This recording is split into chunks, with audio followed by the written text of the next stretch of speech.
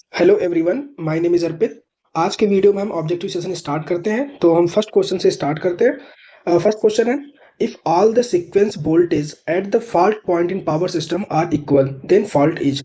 Question में ये कहा गया है कि ऐसा कौन सा फॉल्ट है जिसमें तीनों फेज सीक्वेंस इक्वल होते हैं। तो LLG fault, line to line fault, three phase to ground fault, LG fault. तो अगर वोल्टेज की बात किया है जिसमें तीनों sequence voltage positive, negative and zero sequence, तीन वोल्टेज होते हैं सीक्वेंस वोल्टेज। तो अगर वोल्टेज की बात किया है तो एलएलजी फॉल्ट में ऐसा होता है। अगर यहाँ पे करंट की बात करता तो एलजी फॉल्ट होता। एलजी फॉल्ट में ऑल सीक्वेंस सेम होते हैं। ठीक है, अब हम नेक्स्ट क्वेश्चन पे चलते हैं। नेक्स्ट क्वेश्चन क्या है कि single line diagram of which of the following power system is possible. Single line diagram किसमें पॉसिबल होता है, अनबैलेंस सिस्टम में या बैलेंस सिस्टम में। तो बैलेंस सिस्टम का ही हम सिंगल लाइन डायग्राम हम ड्रॉ करते हैं। तो इसका आंसर हो गया option B, balance power system. जैसे ये एलजी फॉल्ट है, थर्ड में एलएल फॉल्ट है, एलएलजी फॉल्ट है, ये क्या है, अनबैलेंस हो गया। क्योंकि बैलेंस कंडीशन में क्या है कि या तो तीनों फेज जो है कि थ्री फेज फॉल्ट हो या फिर वो बैलेंस कंडीशन में हो। ठीक है, तो इसका आंसर हो गया बी। नेक्स्ट क्वेश्चन को देखते हैं। नेक्स्ट क्वेश्चन में क्या है कि a power system has a maximum load of 15 megawatt, annual load factor is 50%, the reserve capacity of plant is if the plant capacity factor is 40%। जैसे यहाँ पे दिया हुआ है लोड फैक्टर की वैल्यू दी हुई है और प्लांट कैपेसिटी फैक्टर की वैल्यू दी हुई है। तो यहाँ पे हम देखेंगे इसको, लोड फैक्टर क्या होता है, average load upon maximum load. ठीक है, इसकी वैल्यू कितनी दी हुई है, 0.5।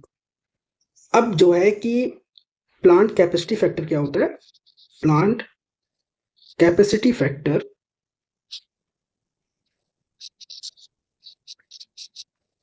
इज इक्वल टू होता है average load upon rated load. ठीक है, तो यहां से हम क्या करेंगे कि एवरेज लोड की वैल्यू हम पुट करेंगे। तो एवरेज लोड की अगर हम वैल्यू पुट करते हैं तो क्या हो गया, load factor into maximum load, load factor into maximum load upon rated load. तो इसको अगर हम सॉल्व करते हैं तो लोड फैक्टर कितना है, 0.5, मैक्सिमम लोड गिवन है 15 मेगावाट अपॉन, अच्छा यहाँ पे जो है कि हमें रेटेड लोड फाइंड करना है। तो यहां से इसको हम लिखते हैं, यहाँ पर rated load is equal to plant capacity factor.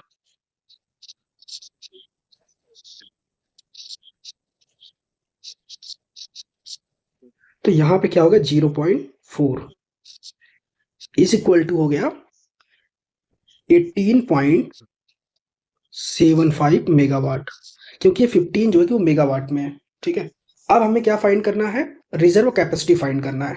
ठीक है, तो reserve capacity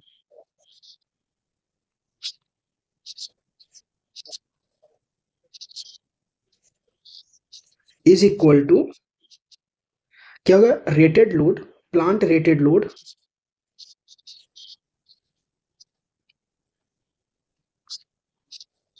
minus maximum demand.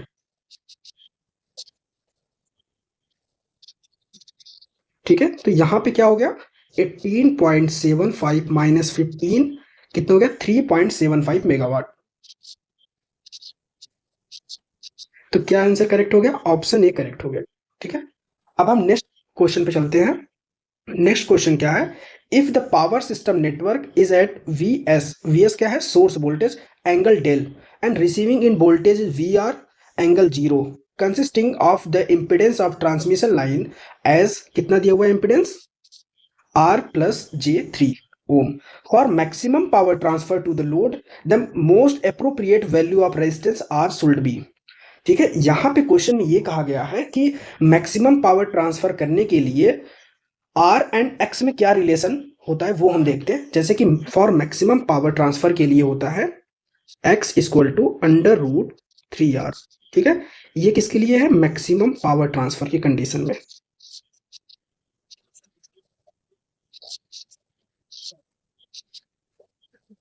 ठीक, मैक्सिमम पावर ट्रांसफर हो गया।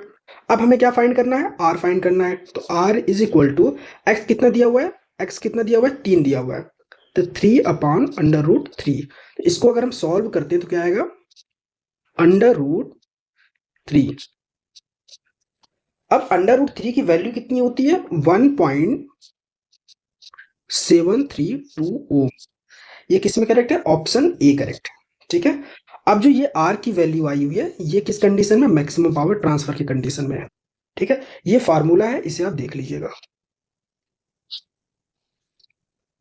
अब हम नेक्स्ट क्वेश्चन को देखते हैं। नेक्स्ट क्वेश्चन क्या है कि which of the following is not a advantage of hydro electric power plant. ठीक है, हाइड्रो इलेक्ट्रिक पावर प्लांट में कौन सा एडवांटेज नहीं है? इन चारों ऑप्शन में कौन सा एडवांटेज नहीं है?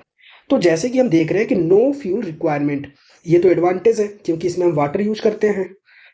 सेकंड क्या है कि कंटिन्यूअस पावर सोर्स, ये क्या एडवांटेज है? नहीं, ये हमारा डिसएडवांटेज है क्योंकि हमारा जो है कि कंटिन्यूअस पावर सोर्स नहीं होता, क्योंकि जो वाटर की अवेलेबिलिटी के अकॉर्डिंग ही हम हाइड्रो पावर प्लांट को जनरेट कराते हैं पावर। तो ये हमेशा कंटिन्यूअस पावर सोर्स नहीं दे सकता। थर्ड क्या है? लो रनिंग कॉस्ट, बिल्कुल रनिंग कॉस्ट इसकी लो होती है। नो स्टैंड बाई लॉसेस, क्या एडवांटेज है ये? और थर्ड क्या दिया हुआ है? Know stand by losses. ठीक है, तो यहाँ पे एडवांटेज कौन सा नहीं है? Continuous power source. ठीक है, अब हम नेक्स्ट क्वेश्चन को देखते हैं। अच्छा, इसके बारे में और देख लेते हैं। हाइड्रो पावर प्लांट का क्या होता है? इसका कैपिटल कॉस्ट,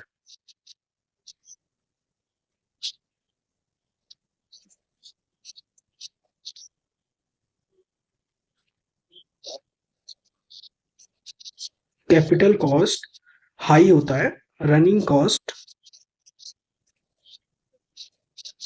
लो होता है। ठीक है,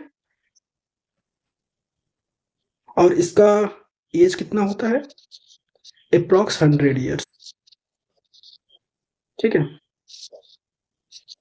नेक्स्ट क्वेश्चन को देखते हैं। Which of the following element of hydroelectric power plant prevents the penstock from water hammer phenomena? देखिए, हाइड्रो पावर प्लांट में क्या होता है कि जब लोड हमारा डिक्रीज होता है, लेकिन पेन स्टॉक से जो हमारा वाटर है वो तो फ्लो कर रहा है। ठीक है, एक वो प्रेशर से फ्लो कर रहा है। अगर लोड डिक्रीज हुआ तो उस वो प्रेशर तो अचानक तो मेंटेन नहीं होगा। ठीक है, लेकिन वो उसी फ्लो से, वो फ्लो उसी प्रेशर से फ्लो होगा। तो उसके उसमें क्या होता है? हैमर, हैमर को जो है कि प्रोटेक्ट के लिए जो है कि हम किसका यूज करते हैं? सर्ज टैंक का यूज करते हैं। ठीक है, सर्ज टैंक का यूज करते हैं हमें। अब हम नेक्स्ट क्वेश्चन को देखते हैं। Which of the following element of hydroelectric power plant prevents the penstock from water hammer phenomena? हमने देख लिया क्या है, सर्ज टैंक है। Sure. नेक्स्ट क्वेश्चन को देखते हैं कि the relation between line voltage and phase voltage in delta और मेस कनेक्शन। सबसे पहले एक पॉइंट यहाँ पे क्या आ गया? मेस। मतलब क्या है कि हम डेल्टा को मेस भी कहते हैं, डेल्टा कनेक्शन को मेस कनेक्शन भी कहते हैं। ठीक है, अब देखिए डेल्टा कनेक्शन में क्या होता है।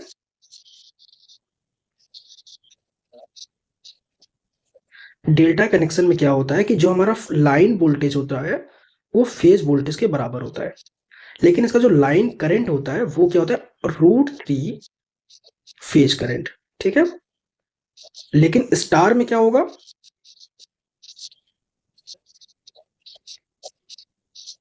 स्टार कनेक्शन में जो हमारा लाइन करंट होता है वो फेज करंट के इक्वल होता है, लेकिन हमारा लाइन वोल्टेज √3 फेज वोल्टेज। ठीक है, तो डेल्टा कनेक्शन की बात की है तो क्या हो गया? V phase equal to V line. Option C correct है। नेक्स्ट क्वेश्चन को देखते हैं। Which of the following factor mainly determine the type of insulation for an electrical machine? Electrical machine में जो इंसुलेशन के जो टाइप्स होते हैं, ठीक है, वो किस फैक्टर पर डिपेंड करता है? ठीक है, मेनली क्या होता है कि जो जब टेम्परेचर हमारा इंक्रीज होता है तो इंसुलेशन की स्ट्रेंथ क्या होती है? वो डिक्रीज होती है। ठीक है, अगर टेम्परेचर वो लगातार अगर इंक्रीज होता गया तो इंसुलेशन क्या होता है? फेल हो जाता है। तो हम इस बिहाफ पर उसकी हम डिजाइनिंग करते हैं कि जो है कि वो इतने टेम्परेचर तक वो जो है कि उसको झेल सके। ठीक है, तो यहाँ पे क्या हो गया, मैक्सिमम ऑपरेटिंग टेम्परेचर। ठीक है, तो अब हम नेक्स्ट क्वेश्चन को देखते हैं। What are the main dimension of rotating electrical machine.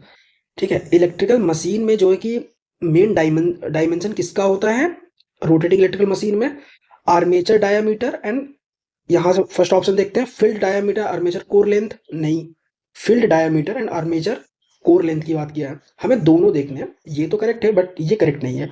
Armature diameter field core length, ये भी नहीं करेक्ट है। Armature diameter and armature core length, वो आर्मेचर के ही बिहाफ पर जो है कि उसकी डायमेंशन क्लियर हो पाती है। ठीक है, रोटेटिंग इलेक्ट्रिकल मशीन की। नेक्स्ट क्या है कि field diameter field core length, ये भी रॉन्ग है। तो अब हम नेक्स्ट क्वेश्चन को देखते हैं कि which of the following is most popular method for measuring low resistance. ठीक है, ये क्वेश्चन मेजरमेंट का है। अब मेजरमेंट के क्वेश्चन में क्या है कि रेजिस्टेंस है। रेजिस्टेंस कितने टाइप्स के होते हैं, 3 टाइप्स के होते हैं, लो, मीडियम और हाई रेजिस्टेंस। ठीक है, एक बार हम देखते हैं क्या होता है, लो, मीडियम और हाई। इन तीनों रेजिस्टर में वैल्यू कितनी होती है, इसकी वैल्यू होती है लेस देन 1 ओम। इसकी कितनी होती है, 1 ओम टू 100 किलो ओम। हाई की होती है ग्रेटर देन 100 ओम। ठीक है, अच्छा, इसको हम मेजरमेंट के लिए सबसे ज्यादा लो रेजिस्टेंस के लिए पॉपुलर मेथड कौन सा है, केल्विन डबल ब्रिज मेथड। ठीक है, और हाई रेजिस्टेंस के मेजरमेंट के लिए हम क्या यूज करते हैं, लॉस ऑफ चार्ज मेथड। ठीक है, और इसके लिए मीडियम के लिए हम जनरली यूज करते हैं Wheatstone bridge method, ammeter voltmeter method, और और भी यूज करते हैं। बट अभी इस क्वेश्चन का आंसर कितना हो गया, kelvin double bridge method. Next question को देखते हैं। Under which of the following condition A bridge is balance. एक हम ब्रिज बना के इसको देखते हैं ना।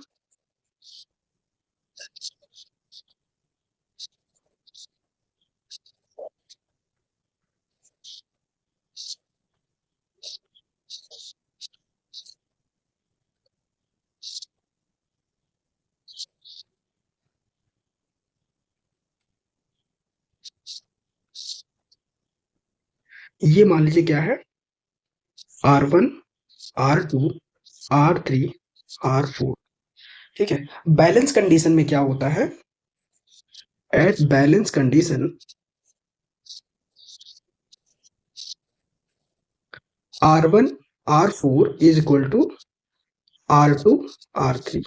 ठीक है, यहाँ पे Z1 होता है, Z1 भी होता है, Z1 angle theta, Z2 angle theta, Z3 angle theta, Z4 angle theta. ठीक है, तो अब यहाँ पे क्या हो गया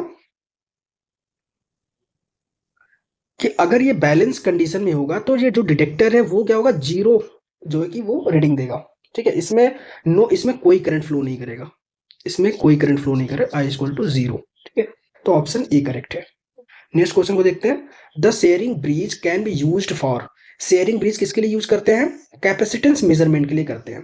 कैपेसिटेंस मेजरमेंट के लिए और कौन सा ब्रिज यूज करते हैं, डी शॉर्टी ब्रिज यूज करते हैं। ठीक है, फॉर कैपेसिटेंस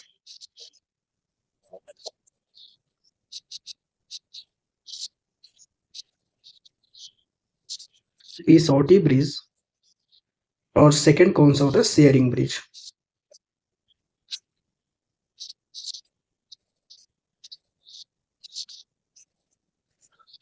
लेकिन इन दोनों में कॉमन क्या है, जो डी शॉर्टी ब्रिज होता है ये प्योर कैपेसिटेंस मेजरमेंट करता है, प्योर कैपेसिटेंस। और जो शेयरिंग ब्रिज होता है वो इम्प्योर कैपेसिटेंस मेजरमेंट करता है। तो यहाँ पे करेक्ट आंसर कौन सा हो गया, टेस्टिंग कैपेसिटर। ठीक है, नेक्स्ट क्वेश्चन को देखते हैं। Which of the following can be measured using Maxwell inductance capacitance bridge. Maxwell inductance capacitance किसको मेजर के लिए करते हैं, इंडक्टेंस के लिए। ठीक है,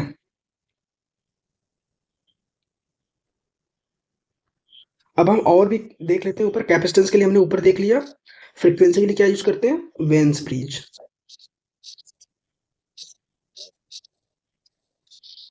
अच्छा, म्यूचुअल इंडक्टेंस के लिए हम क्या यूज करते हैं? कौन सा इक्विपमेंट? कैंपेल।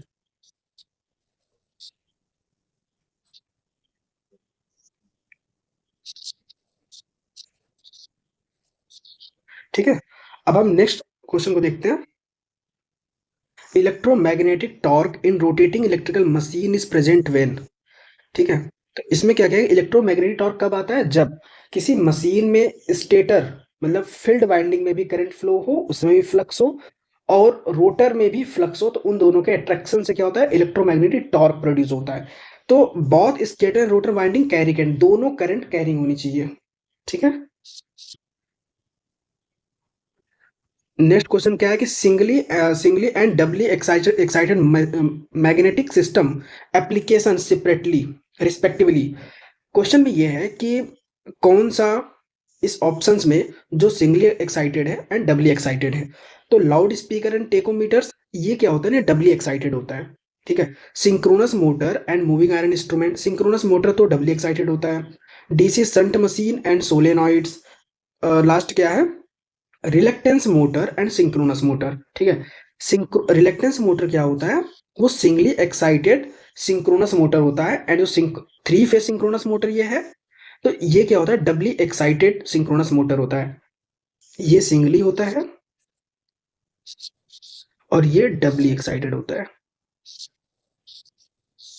अच्छा, इसको और बोलते हैं सिंगली एक्साइटेड सिंक्रोनस मोटर, ये डबली एक्साइटेड सिंक्रोनस मोटर। ठीक है, ये सिंगल फेज भी होता है और ये थ्री फेज होता है। नेक्स्ट क्वेश्चन को देखते हैं।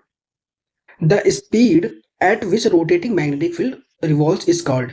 जैसे जो मशीन होता है, मशीन चाहे वो डीसी मोटर हो, सिंक्रोनस मोटर हो, सॉरी, मशीन में जो रोटेटिंग मैग्नेटिक फील्ड होता है, ठीक है, जिसको हम बोलते हैं आरएमएफ, वो किस स्पीड से रोटेट करता है? सिंक्रोनस स्पीड से रोटेट करता है। और उसी के लिए हम फॉर्मूला क्या देखते हैं? N S equal to, AC machine की हमने बात की है, 120F/P। ठीक है, यहाँ पे जो एन एस है वो क्या है? सिंक्रोनस स्पीड है।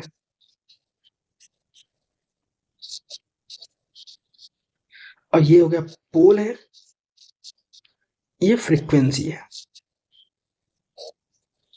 ऑप्शन क्या करेक्ट हो गया? Synchronous speed, option B. Next question को देखते हैं। If the phase sequence of supply current are reverse, then the direction of rotation of the resultant MMF wave will be. जैसे देखिए, अगर हमारा जो अगर थ्री फेज की मशीन है, अगर उसका जो फेज सीक्वेंस क्या है? आर वाई बी है। अगर इस डायरेक्शन में अगर वो क्लॉकवाइज रोटेट कर रही है, अगर हम इसको फेज सीक्वेंस अगर हम चेंज कर देते हैं आर बी वाई, तो इसका जो डायरेक्शन होगा वो क्या होगा? एंटी क्लॉकवाइज हो जाएगा।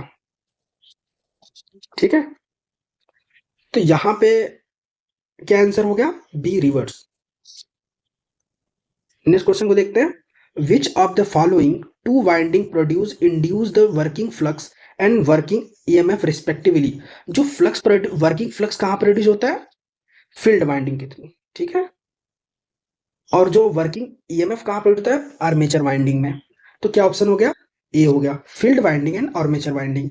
और भी ऑप्शन देख लेते हैं क्या है? Armature winding and field winding, both are produce in field winding, both are produce in armature winding. तो ऑप्शन ए करेक्ट है मेरा। नेक्स्ट क्वेश्चन को देखते हैं। Armature winding carries which of the following current. Armature winding जो है कौन सा करंट कैरी करता है? आर्मेचर वाइंडिंग हमने क्या बताया अभी? कि इसमें वर्किंग ईएमएफ इंड्यूस होता है।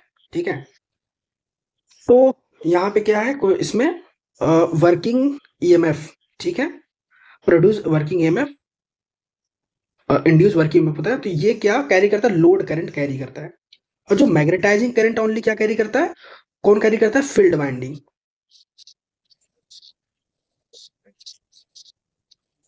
ठीक है, अब हम नेक्स्ट क्वेश्चन को देखते हैं। देखिए, नेक्स्ट क्वेश्चन आ भी गया वही, कि field winding carries which of the following current.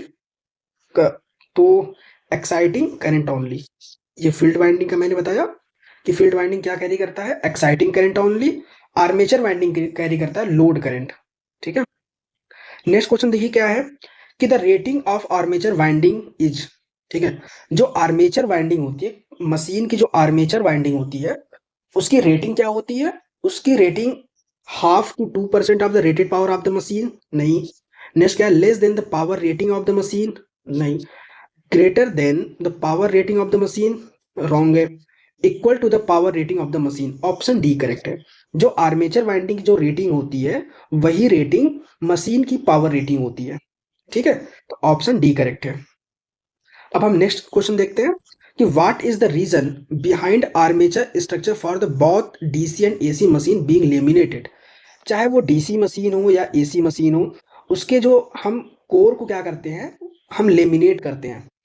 क्यों करते हैं? क्योंकि एडी करंट लॉस हमारा जो है कि डिक्रीज हो, रिड्यूस हो हमारा एडी करंट। जैसे हम ट्रांसफार्मर में क्या करते हैं, कोर को हम मेनली उसको लेमिनेट करते हैं, इस वैसे सेम यहाँ पर भी हम मशीन में हम लेमिनेट करते हैं ताकि एडी करंट लॉस हमारा रिड्यूस हो, reduce the eddy current losses, ठीक है। नेक्स्ट क्वेश्चन क्या है कि which is the air gap between stator and rotor should be keeped as small as mechanically possible in induction motor.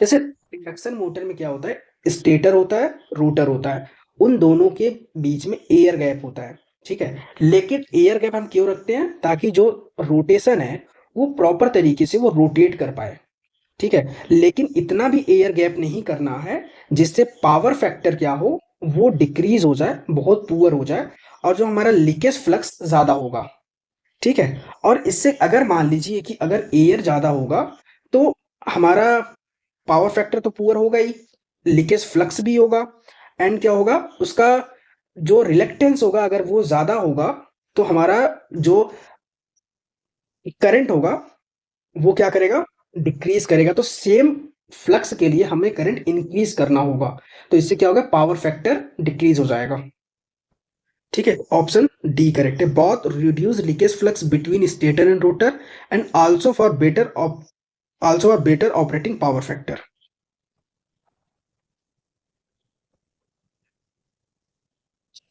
Small हम इसीलिए रखते हैं, ठीक है।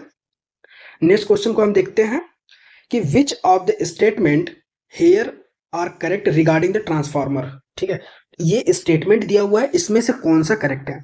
पहला क्या है कि maximum voltage regulation occurs at leading power factor, नहीं, मैक्सिमम वोल्टेज रेगुलेशन जो है कि वो लैगिंग पावर फैक्टर पर ज्यादा होता है, ठीक है। लैगिंग पावर फैक्टर पर क्या होता है, ऑलवेज पॉजिटिव होता है।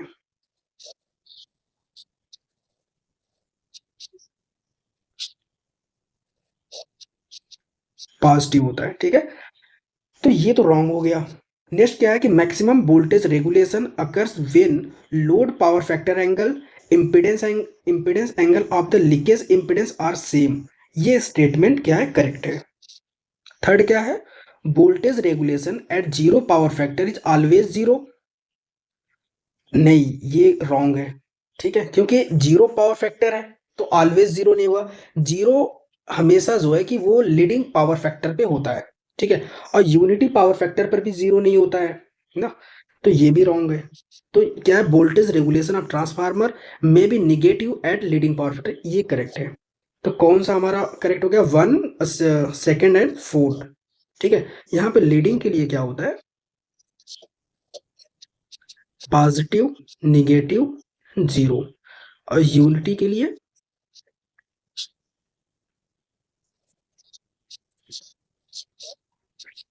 ऑलवेज पॉजिटिव, ठीक है। नेक्स्ट क्वेश्चन को देखते हैं।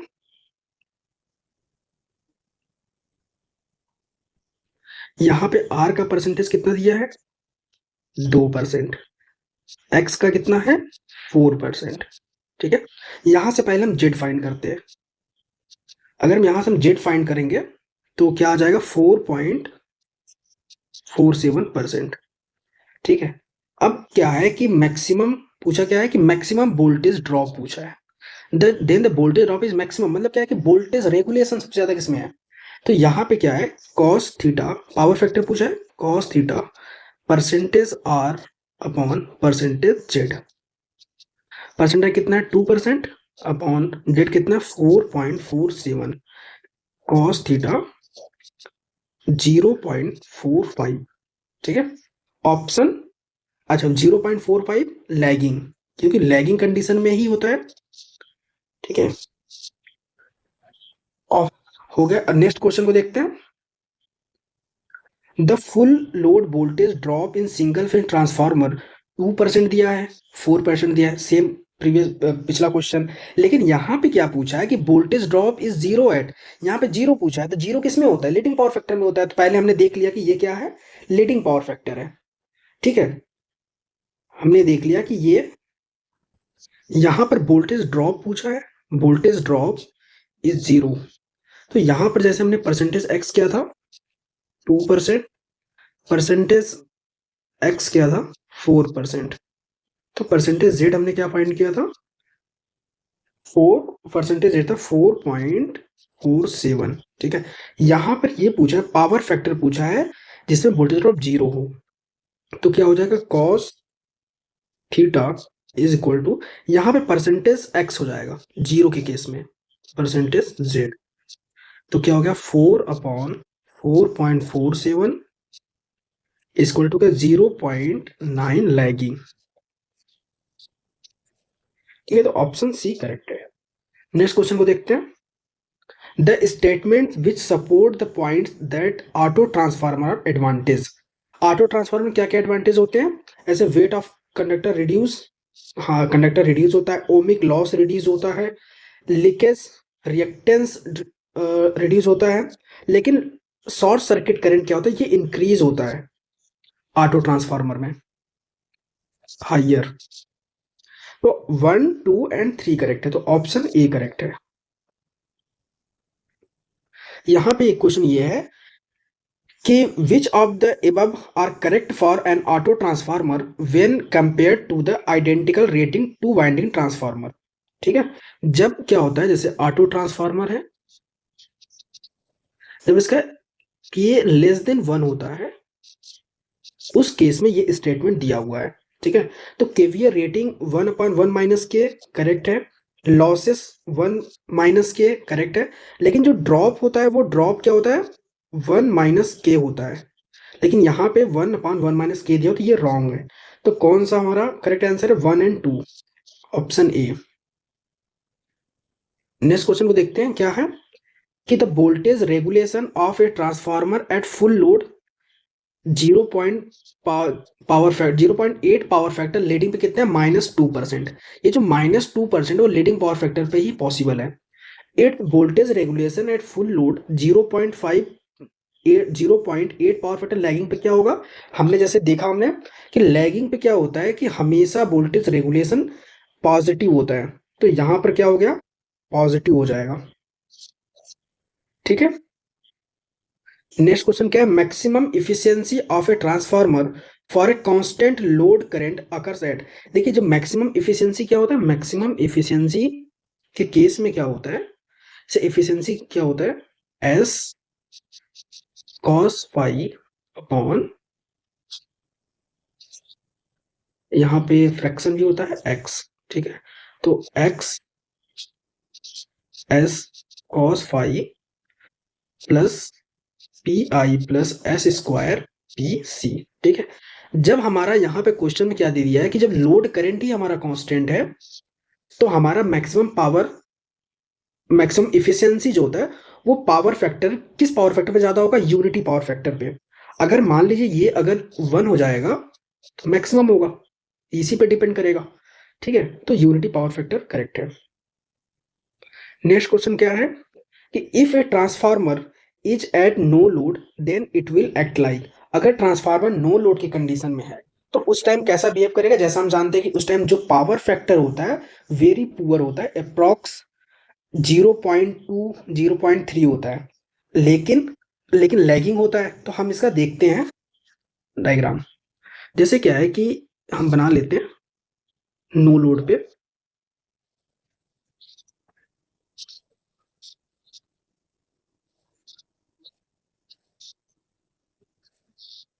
ठीक है, कुछ ऐसा बनेगा। और जो ये है ये वाइंडिंग क्या है एक्सएम है, मैग्नेटाइजिंग करंट इसमें फ्लो करता है। ठीक है, और इसको बोलते हैं मैग्नेटाइजिंग रिएक्टेंस। और यहां से फ्लो करेगा आई नॉट, और यहाँ पे हम रेटेड सप्लाई दे रहे हैं, ठीक है, सप्लाई दे रहे हैं, इसको वी दे दिए सप्लाई, ठीक है। अब ये क्या है, आरसी कोर रेजिस्टेंस, इसमें करंट फ्लो करेगा आई सी और इसमें करंट फ्लो करेगा आई एम।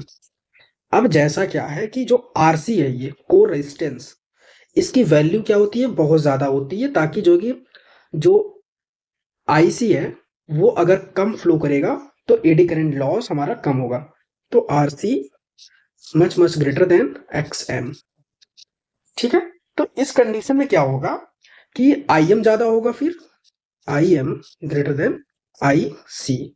जो आई एम होता है वो कितना होता है, 95% approx of I naught, no load current का।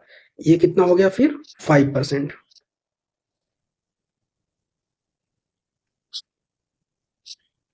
ऑफ आई नॉट, ठीक है। अब अगर आई एम ज्यादा है तो हमारा पावर फैक्टर क्या होगा, बहुत पुअर होगा, 0.2 0.3 होता है। अब आई एम ज्यादा है तो यहाँ पे क्या करेक्ट आंसर हो गया, 0.2 लैगिंग, ऑप्शन बी करेक्ट है। और इसका जो लाइक किसके लाइक करेगा, इंडक्टिव रिएक्टर ये है, ठीक है। An inductive reactor at 0.2 lagging.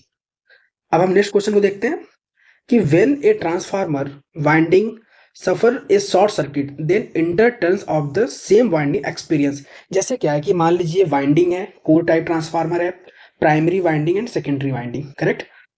अब जो प्राइमरी वाइंडिंग में जो ईस्ट टर्न है उस पर जो करंट का डायरेक्शन अगर सेम है, करंट का डायरेक्शन क्या होगा, सेम फ्लो करेगा, ठीक है।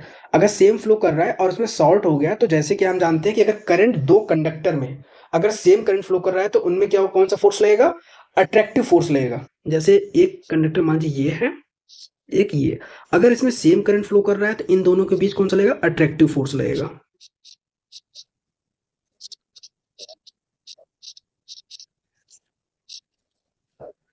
अगर इन दोनों में अगर रिवर्स अपोजिट करंट फ्लो कर रहा है तो यहाँ पे होगा रिपल्सन, रिपल्सिव फोर्स, ठीक है। अब ट्रांसफार्मर में कहा है कि कोई सेम वाइंडिंग की बात की है ना, कि सेम वाइंडिंग है, ठीक है। जैसे कि अगर या तो प्राइमरी या तो सेकेंडरी, तो प्राइमरी में ही मान लीजिए अगर शॉर्ट सर्किट फॉल्ट हो गया और जो टर्न में अगर सेम करंट डायरेक्शन है, करंट का डायरेक्शन सेम है, तो अगर शॉर्ट सर्किट कंडीशन में क्या होगा, अट्रैक्टिव फोर्स लगेगा, ठीक है। तो ऑप्शन ए करेक्ट। तो आज का 35 क्वेश्चन हो गया। आई होप कि आपको समझ में आया होगा सारे अच्छे से। Thanks for watching my video. अब हम नेक्स्ट वीडियो में मिलते हैं आप सभी से, ऐसे ही मॉडरेट क्वेश्चन लाकर। अब हम धीरे धीरे जो है कि मॉडरेट टू हार्ड क्वेश्चन की तरफ चलेंगे, ठीक है।